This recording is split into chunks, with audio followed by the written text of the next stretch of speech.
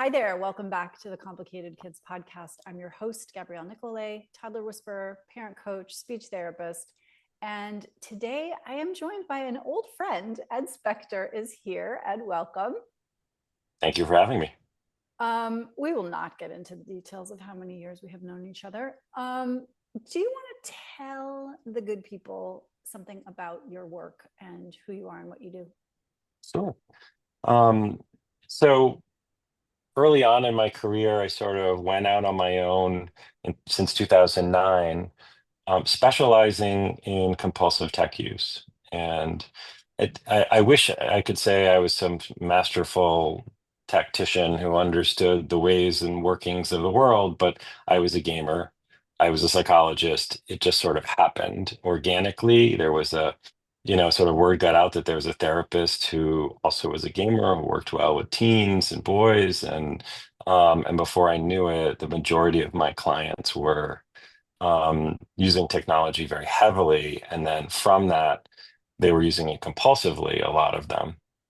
And then I had pretty much everyone coming to see me was because of difficulties around technology. And it started with video games because that's in 2009 what we were all doing. And then quickly, as cell phone usage became mobile phone usage, the whole landscape shifted, and I ended up really working a lot with people about everything. So anything technology. And Um, sorry, Go ahead. I want to make a distinction here because you use these two terms. One is heavy use and the other is compulsive use. Mhm. And I imagine that comes up a Sure. lot. So, Yeah. what's the difference and why does it matter? So compulsion is really where it gets problematic. When we say addiction, when people use the word addiction, technically none of these things are addictions. Because an addiction, according to the American Psychiatric Association, a substance has to enter your bloodstream, cross the blood-brain barrier, and then create withdrawal and dependence. And obviously, that's not happening here. And in fact, the newest disorder we've been given by the World Health Organization is gaming disorder. The word is not addiction. They don't use addiction. Um, so compulsion is when you have a behavior that you're doing repetitively and to such an extent that you can't avoid consequences. Say more. Okay, so you know you need to stop in order to get some sleep, or to not piss off your girlfriend, or to study for the work that's due tomorrow, or to whatever, right? To get to go downstairs and celebrate Thanksgiving, and you can't stop, right? So there's a compulsion. Now, typically, the folks who are really going into the realm of compulsion are there because there are sort of four best friends that are sort of making that happen. The four best friends are normal psychological conditions that pave the way for compulsive tech use and have high comorbidity. So, attention deficit hyperactivity disorder, our old friend ADHD, there's like a 70% comorbidity with compulsive tech use. So, if you have ADHD, there's a 70% chance you are going to have really significant difficulties controlling yourself around technology to such an extent that you're going to meet the criteria for maybe gaming disorder or some other type of compulsion around it. And that's so ADHD is very common in my practice and very common for this set of problems. Anxiety and depression, and I put them together because they have a very different than ADHD sort of appearance, but um, oftentimes the strategies and the way you deal with it are similar. You have when someone is very depressed or very anxious, they can use technology in a way that either helps them sort of escape from those really anxious or depressed thoughts, um, or even give them a real shock of dopamine that can feel really good when nothing makes them feel good, right? Yeah. Also, with anxiety, there's a lot of avoidance. If that anxiety is social, for example, a lot of times you can avoid real life social interaction and have sort of online social interactions as a stopgap measure, if you will. Mhm. And so you'll see people doing that. And then the third is autism. I mean, the fourth is autism. So autism is a completely different sort of pattern. We have rigid rigid cognitions as a part of it. So generally, these folks have a hard time changing their mind or moving their thoughts adaptively. They have a hard time understanding social cues and social situations, and they have a tendency toward a smaller number of perseverative interests. And so when you have someone with the spectrum, who's on the spectrum, you particularly have to look out for, is this the way that they're accessing their perseverative interests? So for example, if your perseverative interest is trains and you've liked trains since you were 6 years old and now you're 18, well, there are 15 different video games you can play about trains. Are you addicted to video games? Are you compulsively playing, video games, or are you just accessing your perseverative interest, right? And and so we have these sort of difficult, nuanced changes that happen depending on what the ideological roads are that lead you to a compulsive pattern. And so,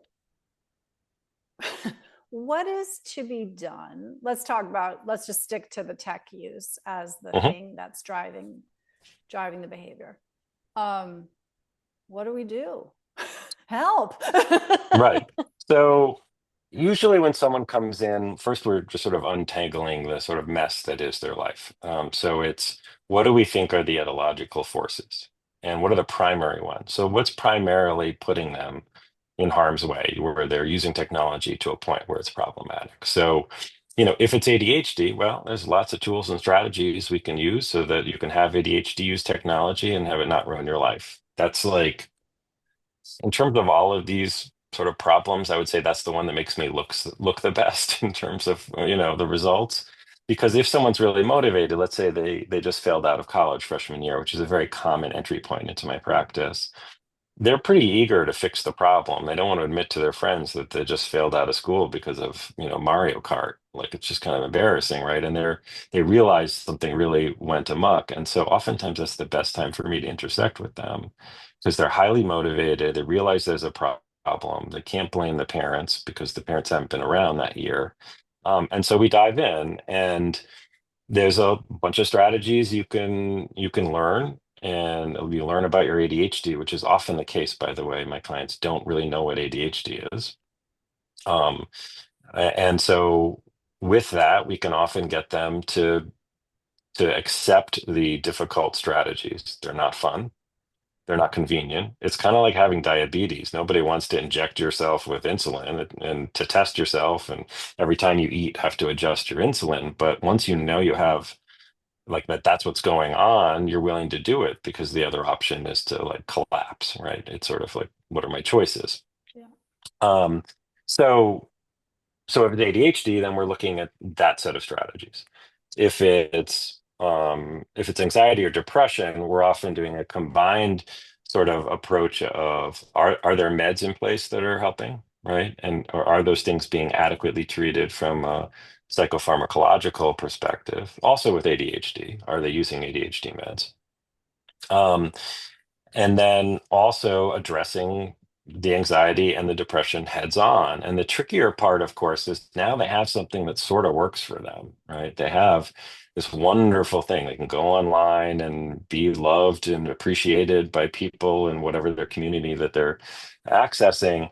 And you're asking them to give that up. So there's a lot of motivational interviewing that you do. Motivational interviewing is this technique where you're focusing on, what do you lose when you get better? Like if we were to like solve these problems and for you to be better, what do you give up? And you have to do that work because you're asking them to give up sometimes really important parts of their identity. They really see themselves as an important part of this community. And so if you're asking them to do that less, like they need to decide that that's really what they want to do. Otherwise, you're just going to like put a band-aid on it, and then it's not going to do anything. And in any of these cases, are we talking about like complete revocation? Are we removing tech use? Are we decreasing tech use? What's the approach? So there are a variety of approaches here. Some people advocate for a short or even long detox. I generally don't do that because it's not the reality that I'm in. Like, I know you're a college student, but don't I need you to go Amish for the next month is just never going to work, right? Like, just, go farm in Pennsylvania is not really what we can do. So we're typically doing a titrated approach. I like to approach it almost from like a harm reduction approach. So it's like, what's the most damaging thing that you're doing right now to yourself? And what are the practical ways we can put some boundaries around it that's going to help you?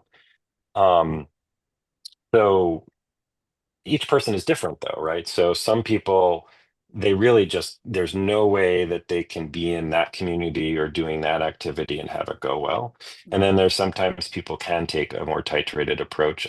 There are more nuanced things. Like, for example, there are some video games that really like either you're playing them for 6 hours or they're just not rewarding per day. And so we're switching to a game so we're still saying, yes, you can game, but that game is really toxic for you, or you just have too much history in it. And let's find some other activities you can do that'll still be entertaining, but that after an hour or two, you'd be bored and want to go do something else, or it'll be easier for you to transition. I've even had within game, like I have guys who play Minecraft, a very popular game, even after it was created a million years ago. And there are very different ways to play the game. And so there are some ways of playing the game where you're basically like, if your character dies, you lose all your gear, and then you want to get your gear back, and you have to like grind to go get it. And that's a very unlikely setup for you to like, yeah, I'm just gonna like stop right now. Um, Also, the games that are more social are much more harder to control. So if there's a game where it's like a team of four of you or six of you or whatever, and you're all doing something, you're not going to leave mid-game. It's like asking someone to step out of a basketball game in the middle of it, right? It's like you're not going to do that. So sometimes what we're doing is switching the game. So a game that's easy to extract yourself from, and have that be particularly in the points where you need to be able to extract. So an hour before dinner, let's say it's a teenager, an hour before dinner, you're not playing one of those hard to extract games. You're going to have to do something that's fun but easy to just like step away from. So when mom says, "Hey, it's time for dinner," you can manage that. Um, Now we talked about three. We didn't talk about the autism yet, right? Now Oh, we autism did is actually. Well, hang on. Yes, well, do go ahead. I Yes. I mean, autism is by far the hardest of these, to deal with. That's where I'm like, oof, okay, we got a lot to do, and this is going to be challenging. Our our progress is going to be measured differently. Our expectations are going to be different. How we approach the problem is going to be different as well. Everything shifts when autism is in the room as well. And so that's another thing to recognize, that where ADHD is just like, hey, once you have these strategies and we can put them in place, that's going to be great. Autism, it's like, okay, wow, this is hard because you have a hard time changing your your thoughts, right? You have a real cognitive rigidity. And what is therapy? Well, in order for therapy to work, you have to change your opinion about something, and that's really hard for these folks. Um, so that's a much longer outlook for that kind of work. Can you talk a little bit about the state of someone's nervous system and whether they're able to interface with the kind of therapy that you are providing here? And I'm Well, I thinking think there's specifically probably a about, deeper, like yeah. certainly age matters, right? Mm-hmm. So if someone is 13, I'm usually like, why don't I talk to the parents mostly because we're going to change the environment, but that person's not going to be like, oh, you're right, this is not good for me. Like, like they're not going to access those kind of, deeper conversations where if you have a 15 or 16-year-old and they really are from a maturity level at that age. So they're both chronologically and mature from a maturity perspective. They're 16, then you're going to be able to have some deeper conversations with them where you might actually reach them, where they're like, yeah, this has to change. Like, I can see that this isn't great for me, and and try to struggle with it with you. Mm-hmm. What you can't do is help someone behind their back, which is so hard. I'm so jealous of plumbers. Because plumbers, like, they don't have to convince the pipes that they want to stop leaking, and that's like part of what we do is like, is there's this long period where you're like, no, really, you probably do want to fix this, like, but that is a part of this as well, Yeah. right? And so we have to have the patience to like go through that part, to help them through that process of being ready to change. those stages of change. Are you like contemplating that this is a problem? Have you really decided it's a problem? Are you like, no, this isn't a problem at all. It's my parents. They're just Luddites. They're sort of, where are you meeting that person? And based on, what I discover in the first few sessions, we sort of make the call about whether the therapy is going to be the right individual therapy is the right choice or not. Yeah. And so, one of the things, speaking of autism, that you did as a result of kind of your work is you founded this game night. Yeah. Yeah. So, Game talk night to us space. about game night. Yeah. So in 2009, I was helping this first round of clients, sort of unplug, and we would get them off the game. They'd be like, all right, it's done. And they would really, all of a sudden, they would have 50 hours they didn't have before because they were just occupied gaming. I mean, these were heavy users, 12 hours a day kind of thing. And so they're like, all right, great, I'm not doing that thing anymore. So now what? Like, I need stuff to do. And if you're 19 and you're not in college, like, what do you do socially? You can't go to bars. You're not like, there's a scene there, but you can't get to that scene. And it's very hard. It was very hard to get my guys to sort of find alternative things to do. And I remember the client, I can't say his name right now, but because I'm not allowed to, but like he was like, you need to build this for us. Create a game night. We'll like get people together, get some pizza, and we'll just like have an evening where this is what we do. And so we created it. And the first version that we created, I'm like, what should we call it? And they said, call it IRL, which is in real life, right? But at the time, I was like, what does IRL stand for? Because this was 2009, right? Um, so we created it and I ran it all the way to COVID, and then we had to stop for COVID. And so then I started it up again, once the lockdown ended. And throughout it, and particularly in the last few years, colleagues have been asking me, like, hey, can I send my client to your game night? And it was, and my answer had always been like, well, not really. Like that's like they're for my patients, and like I have releases, and like it's if I have people from the public, I don't know how to handle that.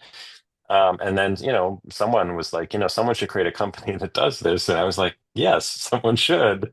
And off we were off to the races. So we've been operating for under a year right now, but we have one game night that's in two locations. We are in Rockville and we're in Bethesda right now. And I hired fabulous mental health professionals, counselors from Montgomery County Public Schools who moonlight for me, and they staff this game night. And I've hired dungeon masters to play Dungeons and Dragons, which is hysterical because who knew I was going to be creating a legit job called a dungeon master? Like, I wish my dad was alive to hear that.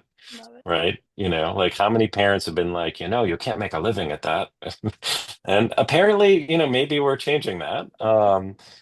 We have a website. We have 6 staff now, and we're growing. And it's so, I mean, for years, what I kept saying to my wife every time I came home after a game night was like, honestly, this is the best thing I've ever done. And like, this is so amazing to see these guys when they are in a situation that is structured, where there's a game involved. And so it's really clear what the role is. They do well. They laugh, they enjoy themselves, they relax. And I kept seeing like the best version of them at this game night, which, as a therapist, you don't get to see people in real life situations very often. And I could just tell that this was really, really great. And I think that's, what we're trying to build, which is this community where you can build friends. So I sort of made it so you're sort of rewarded for coming to every game night. And, where you can really, it's like much more affordable if you like get the monthly pass versus going individually. And then you get regulars where people know each other and they're like, oh, let's play, we played this last week. Why don't we play something else? And you get friendships develop. And also the parents will sit nearby and they'll get to know each other. And so you're building community that way as well, where these parents who have quirky kids or young adults are getting to at least some support as well. They get to sort of know each other. And that's great too. Tell us, without naming people, tell us about, Mhm. give me an arc, give me a story, give me a case study about, somebody who came to you for therapy and describe them at game night? Well, I mean, literally a lot of my clients are, I mean, now they're not my clients, they're people in the community, right? So I'd say and my clients are now the minority, to be Mm. honest, like, in terms of who's there. And I can tell you about the people who've come in, from the community because I'm not their therapist, right? So I don't have any limitations on that. Yeah. But it's not uncommon for someone to come in and they have sort of quirky, rigid views about everything, and or some significant anxiety. And so we have staff so that if you come in and what you want to do at first is just sit with a staff member and be near the other people playing. And so I've had people come in and they play Othello with me. And then we just kind of hang out. We kind of, at times, we get distracted by what's going on at the other tables, and that's good, right? And then I'll just, be like, hey, do you want to stand over there and watch? We kind of like ease people in so they can Mm-hmm. get comfortable in the room. If they need a break or they need to like put on some sound canceling headphones and just chill for a little bit and come back, we have it staffed so that they can do that. And so what I'm seeing is people who are pretty quickly being like, this is my favorite activity right now. Like this is because it's catered to, this population and it's very accepting. So if you want to like, take a walk around the room, you can. Like you don't have to, and we have staff also at the table so that like conversation gets kind of buffered in a way, sort of like if there's an awkward silence or if there's someone who's missing a social cue, that can be sort of highlighted a little in the moment. So someone be like, oh no, no, it's that person's turn, or oh no, I think, this is going on. And so it's also just a great opportunity to build social skills. It's not that we're explicitly teaching them, it's that how can you not learn them in that environment when it's safe, right? I mean, that's the thing is like you're not going to get rejected in this environment. You're not going to get kicked out. I mean, what happens so often to this population is that they don't get to learn what they needed to learn socially because they get bumped too quickly from the social scene, especially during adolescence. So to have a place where you can stay in the game, metaphorically and literally, long enough, right, to start learning about this stuff, you can do really well in terms of growing and you're actually developing real friendships. Like these people, like I had a parent who's like, "Aren't you worried about losing business because people will become friends and then like go play board games on their own?" And I'm like, "That's the whole point of what I'm doing. Like I would love that. Like if I were trying to make money, I'd be working for Google. Like I'm like this is clearly like." Not the premise, right? The premise is I want to create an environment, a community for these people and like pay for itself. Yes. Yeah. But this is not, I'm not trying to become the next Jeff Bezos. And if you were, yeah, you would be doing something else. Right. Is it all male in this space or are there Mm-mm. girls too? No, I'm very pleased about that. I was worried, and there have been days where it's like, okay, everybody's male today, but we have certainly a minority, maybe a third of our current population is female. Mm-hmm. Um, but I think that's growing. I mean, the more our staff is also, I have quite a few female staff, so that helps feeling like more of just sort of a co-ed group. Mm-hmm.